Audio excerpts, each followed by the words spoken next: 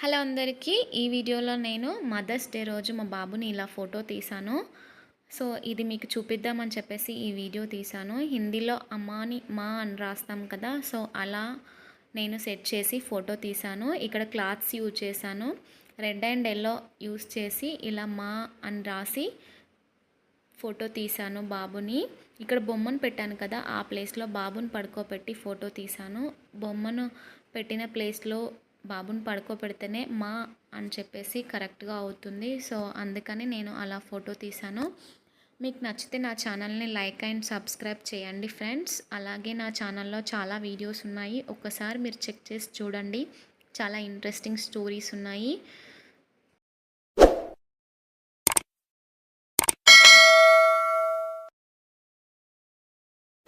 Subscribe చేయండి friends మా Advik talks ఛానల్ని.